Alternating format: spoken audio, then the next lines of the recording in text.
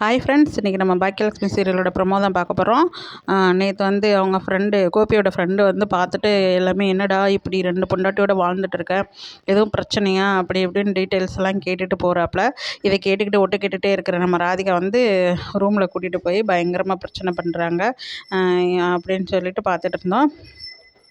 இது வந்து கோபி வந்து தூங்கும்போது அப்போது கனவு காண்றாரு.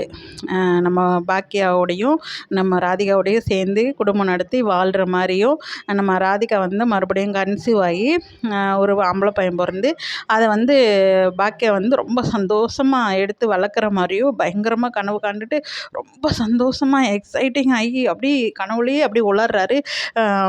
பாக்கியா பையன் எப்படி இருக்கான் பாக்கியா, இவனுக்கு பேர் தருண்னு வச்சுருக்கேன், எப்படி இருக்கான் பாரேன் அப்படின்னு சொல்லிட்டு, அப்படி அப்பா மாதிரியே இல்லை அப்படி சொல்லிட்டு ஜாலியாக பேசுகிற மாதிரி கனவு கண்டுக்கிட்டு இருக்காப்புல.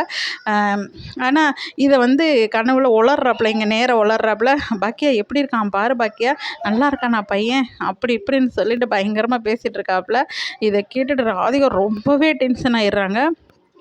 அதாவது அந்த நேரத்துலையும் எழுப்பி, அதாவது என்ன காப்பி பண்ணுறீங்க அப்படின்ட்டையும் வேகமா எந்திரிச்சு, என்ன ராதிகா அப்படின்ட்டையும், இப்போ என்ன பண்ணிகிட்ருக்கீங்க, தூங்கிட்டு தானே ஒரு ராதிகா இருந்தேன், ஏன் ராதிகா என்ன டிஸ்டர்ப் பண்ணுறேன் அப்படின்னு, தூக்கத்தில் என்ன உளறிட்டு இருந்தீங்க தெரியுமா அப்படின்ட்டு, உங்கள் ஆள் மனசில் இருக்க தானே உங்களுக்கு வார்த்தைகளாக வரும் அப்படின்னு. ஐயோ நல்ல கனவு கண்டுக்கிட்டு இருந்தேன் ராதிகா, நீ அதை போய் டிஸ்டர்ப் பண்ணிட்டியே அப்படின்னு சொல்லிட்டு ராதிகாவை சத்தம் போடுறாரு.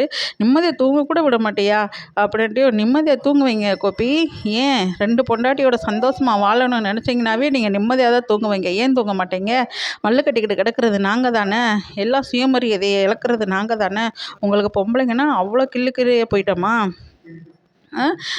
அங்கிட்டு அவளை வச்சுக்கணும் இங்கிட்டு என்ன வச்சுக்கணும், 2 பேர்த்தையும் ஒரே குடும்பமாக வச்சு வாழணும்னு ஆசையோடு இருக்கிறதா தானே நீங்கள் இவர்கிட்ட சொல்லிட்டு இருந்தீங்க உங்கள் ஃப்ரெண்டுகிட்ட.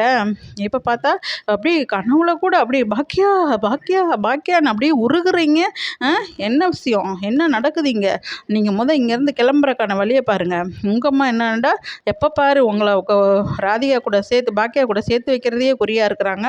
எனக்கு இங்கே இருக்கிறது கொஞ்சம் கூட இஷ்டம் இல்லை கோபி, தயவுசெய்து கிளம்பிடுவோம் அப்படின்ட்டு.